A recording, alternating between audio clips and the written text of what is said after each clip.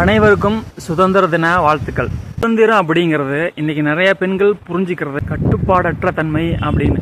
இதுல புரிஞ்சுக்க வேண்டியது என்னன்னா, பெண் படிப்பதும் வேலைக்கு போவதும் மட்டுமே சுதந்திரம் கிடையாது. தன் எடுக்கும் முடிவு தன் குடும்பத்தையோ தன் கண்ணியத்தையும் பாதிக்காத வகையில செயல்படுவதுதான் உண்மையான சுதந்திரம். கன்னியாகுமரி மாவட்டம் அரசு பள்ளி வளாகத்துல 2 பெண்கள் மது அருந்தக்கூடிய சோசியல் மீடியாவில் பரவலாக வந்துகிட்டு இருக்கு. பள்ளிக்கல்வித்துறை இது சம்பந்தமா விசாரணை நடத்தி அதன் அடிப்படையில் தலைமை ஆசிரியர் நிர்வாக காரணங்களுக்காக பணியிட மாற்றம் செய்யப்பட்டிருக்காரு. மாணவிகள் என்ன செஞ்சாங்க அப்படிங்கிறதோட முடிச்சு விடாம அந்த வயசுல அவர்களுக்கு மது எப்படி கிடைச்சது, அதை தடுக்க என்ன கண்காணிப்பு இருந்தது, கல்வி மறுக்கப்பட்ட நம் குழந்தைகளுக்கு கல்வியை தவிர மண்டைக்குள்ள வேற எதுவுமே ஏறக்கூடாதுன்னு பாடுபட்ட தமிழ்நாட்டில் இப்படி ஒரு சம்பவம் அப்படிங்கிறது வேதனை அளிக்கக்கூடிய விஷயமா இருக்கு. பள்ளிக்கூடம் அப்படிங்கிறது படிக்கிற இடம், ஆனால் அங்கே மாணவிகள் மது அருந்திருக்கிறாங்க அப்படிங்கிறது பெற்றோர்களையும் சமூகத்தையும் கேள்விக்குறியாக்கி இருக்கு.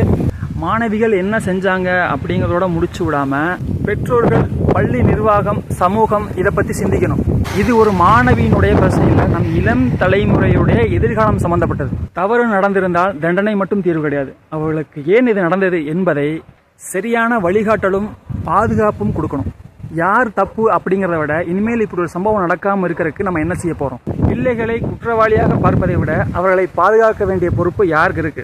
அந்த பள்ளி நிர்வாகத்துக்கும் அரசாங்கத்துக்கும், குறிப்பாக பெற்றோர்களுக்கும் தான் அதிகம் இருக்கணும். பள்ளிக்கூடம் அப்படிங்கிறது எதிர்காலத்தை உருவாக்குற இடம். ஆனால் அங்கே இப்படி ஒரு சம்பவம் நடக்குது அப்படின்னா அதை சாதாரணமாக கடந்து போக முடியாது. தலைமை ஆசிரியரை மாற்றுவதோடு மட்டுமல்ல இந்த பிரச்சனை முடியாது. இப்படி ஒரு சம்பவம் நடக்காம இனிமேல் பாதுகாக்கணும். நிரந்தர தீர்வு வரணும்.